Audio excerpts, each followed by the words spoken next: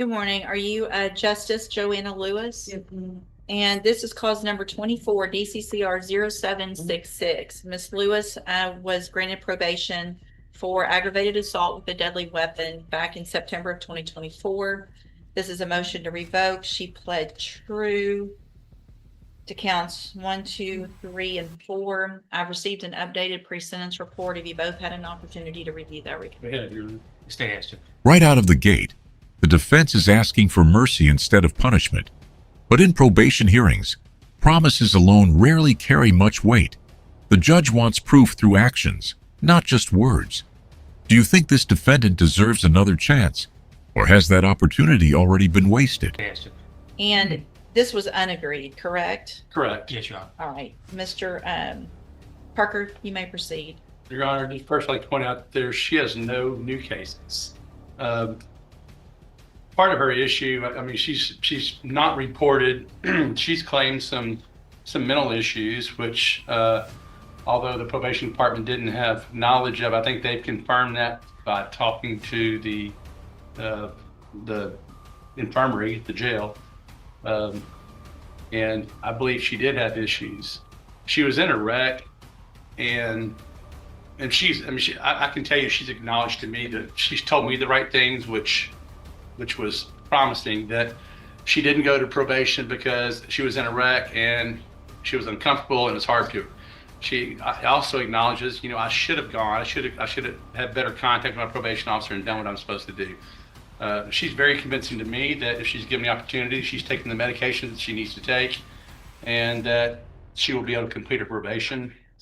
I'm asking the court to put her on the high medium caseload and see if she does what she says she can do. If she's on her medication, and we can see if she actually will report. I mean, it won't take long to see if she reports and she starts doing a community service. They're administrative violations pretty much, and I'm asking the court to give her another chance. And do you want to address the court? Hold on. And she'd like to address the court, Judge. Go ahead. I would like for another chance, and I promise that I'll make sure that I do all my things that I'm supposed to do for my probation. Explain to her what you told me about why you didn't do what you're supposed to do the first time. I got in a car accident, but like I said, I'm not using it as an excuse. But I was out on transportation and stuff like that, and I couldn't really make it to where I was supposed to make it. And I've been taking my medicine. I've been doing everything that I'm supposed to do, and I promise that I'll continue doing everything that I'm supposed to do to complete my probation. And you told me what should you have done when you weren't going? You should have done what? I should have reported. And you should have communicated with them. I should have communicated, especially with my probation officer. Now the prosecution shifts the entire tone of the hearing. Their argument is simple. Excuses don't complete probation. Actions do. This is the moment where the courtroom starts weighing credibility over sympathy, and every word from here could influence the final outcome. Mr. Coleman? I don't have much to offer, Judge. Saying things and making representations, they're easy to do and easy to say, but it's the deeds, the actions of the defendant that matter. And Judge, she's essentially done nothing on probation. If it's a mental health issue, she's got to take the first step, Judge. She has failed to enroll in Spindletop to get those mental health, mental health issues, if any, addressed. You can't do this probation for her, Judge. And the definition of insanity is doing the same thing over and over and expecting a different result. Putting her back on probation, given the fact that she's just utterly failed, would be, in my opinion, doing insanity, doing the same thing, expecting a different result. She's just not going to. Her past behavior has indicated she's just not going to be successful at probation. Your Honor, I don't think that's fair representation, because obviously the probation department didn't know she had a mental health issue. They acknowledged that, and when they do know that, they take steps to help these people that have problems.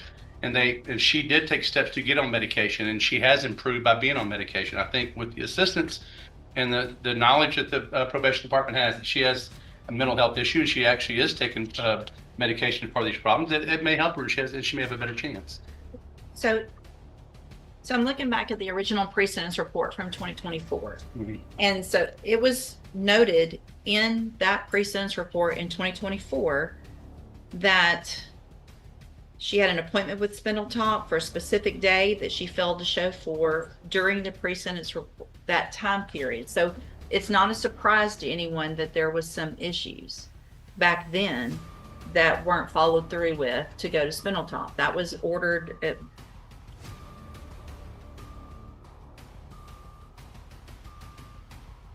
it was Here's the twist. Instead of ignoring the mental health claims, the judge digs into the record and discovers these concerns were already documented long ago. That changes everything. The question isn't whether help was needed, it's whether the defendant actually took advantage of it.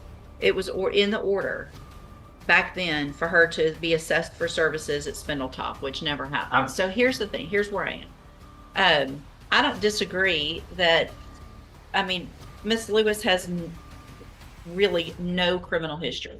This is the only case. There's clearly some mental health issues as well as drug issues. But I'm not going to just say, okay, go out and do Spindletop, because we've already said that a couple of times. So what I am going to do, and this is your opportunity to take advantage of this, Miss Lewis, is I'm going to find that you entered your pleas of true to counts 1 through 4 freely and voluntarily. I'm going to find those counts true. I'm going to find sufficient evidence to find you guilty and revoke your probation, but I'm not going to do that. I'm going to continue you on probation, but I'm going to order that you enter and successfully complete the special needs safety program. That will address all of these problems. If you say you want and need help, won't matter if you have transportation, you'll be in custody to get the help that you need. Either you take advantage of that or you don't. So you're going to get all the tools for both mental health issues, drug use issues, self-medicating, all of that. And when you get out of safety, you'll be on the high medium caseload in order to do whatever it is to follow up with Spindletop, follow up with drug treatment. And at that point, if you don't do it, there's no arguments that your attorney can make that would convince me that you should get another chance. This is your chance. Do you understand? Yes, ma'am. So this was not an agreement. You do have some rights to appeal. I'm handing you that written certification. I hope you take advantage of this and get everything you need because you'll be given that opportunity, okay? Yes, ma'am. All right, good luck to you. Thanks, Judge. Thank you. You have one more case you're coming to beat up for me.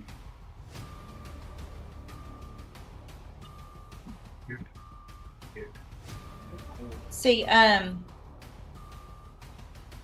It's a, we're calling it, it's a bond. it's a bond hearing. Let me see what that one's.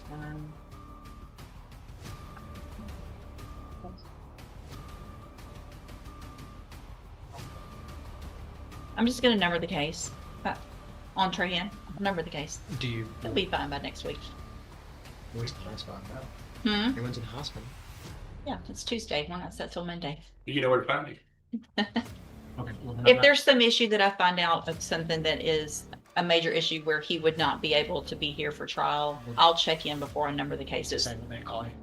I'll call them and let them know and talk to them before I number the cases, but I anticipate it'll. DCCR 0373, Mr. Cruz is charged with stalking. Cause number 26, DCCR 0374, charged with violating a protective order.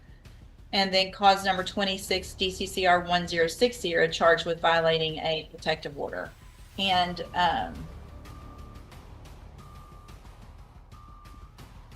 the state has filed a motion asking that I increase the defendant's bond. Hold on, I need to see what the bonds are in each case. I believe they're 100,000. In all 3 cases? Well, individual, $100,000 in each individual. 300,000 total. That's Yes. what I need to know. Yeah. All right. And has not made bond in any of those. Is that He- correct? Or he He has? made bond in the first 2, and then he picked up the last new case, and he's in jail on that case, on that. He has not bonded out on that charge. And the last offense, it looks like has that same They- offense date. It was just indicted on, at least on my docket. Let me look at Oh, that. it's because- a different offense state, it's my understanding. Let me look. Oh, okay. Hold on a second. Offense date. It's not, okay. It's not. So the offense date in that last one was March 1st of 2026. This hearing is about much more than bond money. The prosecution is building a public safety argument, pointing to repeated allegations while already out on bond.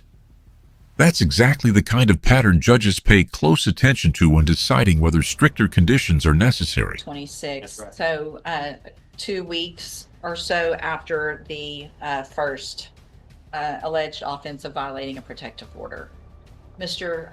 Coleman, you may proceed. Yeah, I filed a written motion. I have no doubt the court's reviewed it. I'll just hit the highlights, if I may, Judge. The criminal history, I just would ask that the court reevaluate the bonds in light of this defendant's criminal history that includes a conspiracy to possess or distribute cocaine out of the federal court, 2010, unlawful carrying a weapon, Jefferson County, 1994, possession of controlled substance, 1998, an adjudication for possession of marijuana, state jail amount of marijuana, 1998, and a arrest for an aggravated assault that was ultimately dismissed. I think it's still probative in this setting, that history. And in addition to the criminal history, Judge, I'd ask that the court consider the fact that this defendant allegedly committed this new offense of violation of protective order while out on bond for violation of protective order, and it involved the same victim, Judge. I think there are a lot of concerning issues here related to public safety and the safety of the victim in this case. I submit to the court that a $100,000 bond on each of these cases is insufficient. I'm proposing a bond of $250,000 in this case. Yeah. I'd ask the court consider this. I'm printing a couple of PCs as well. Give me just a second. I'm gonna get some stuff printed out so I can take a look at that. The PC in both of the in all of the cases. So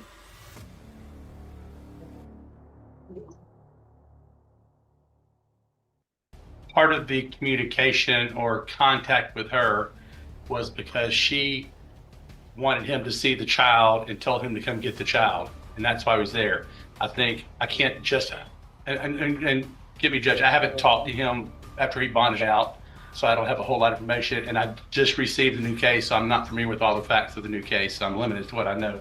But my communication with him is that he's been contacted by her, and I'm sure she was admonished by Judge Freeze or whoever to not contact him. But he did say that was one of the reasons she has contacted him to see his child, and then she tries to use that against him, and which is common. We see this a lot of times when there's a divorce going on, and they want to use anything they can.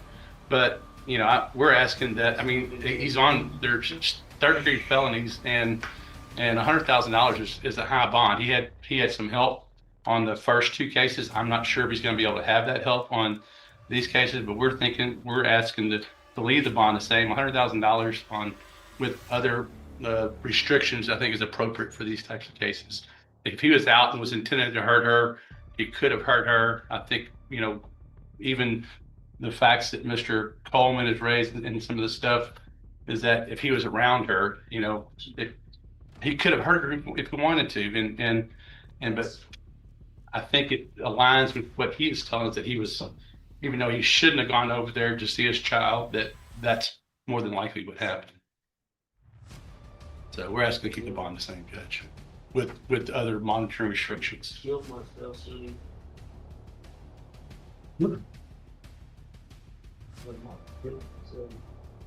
Listen carefully to what the judge is explaining here. A protective order isn't optional, even if the protected person reaches out first. That doesn't automatically erase the legal restrictions. It's one of the most misunderstood parts of these cases, and violating it can have serious consequences. right. So Mr. Cruz, if you have a protective order against you, I know what those say, and I know what the judges and the magistrates tell you about that. No one can give you permission to violate that protective order. And if you guys were just talking about a visitation of your child, I wouldn't have a probable cause that has an allegation that there was 96 text messages, 47 emails, 9 voicemails left stating that you don't care what the protective order says and that you're going to do what you want to do. In addition to pulling in the driveway, that's on February 23rd. 2 weeks later, same thing, numerous calls, and the officers locate you in your vehicle a block away from the house driving past. So, it obviously, regardless of whether you have already done anything to hurt her, my job is to make sure that that doesn't happen. And I feel like you have completely disregarded the protective order that was placed on you and the rules that were placed on you down in another court. And so at this time, I'm going to grant the state's motion. I'm going to raise. Final decision. The judge increases the bond and adds GPS monitoring with house arrest.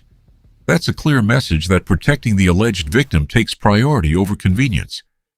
Do you think the judge struck the right balance between public safety and the defendant's rights? Going to raise the bond in cause number 26, DCCR 1060, which is the last offense date of March 1st of 2026. I'm going to raise that bond to $250,000. Condition of that bond, if you make it, is that you wear a GPS monitoring device at all times and that you would be on house arrest as well. So you would not be allowed to leave your house.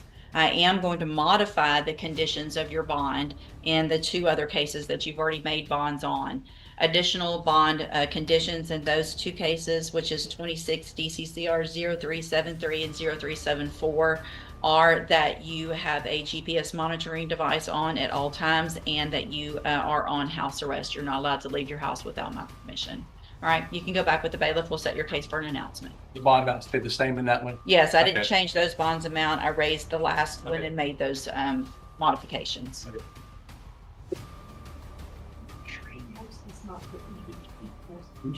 I did. Hey, I understand. Hey, remember what I said, you're not going to get one bond. I'm not going to stop that. Tell you bonds.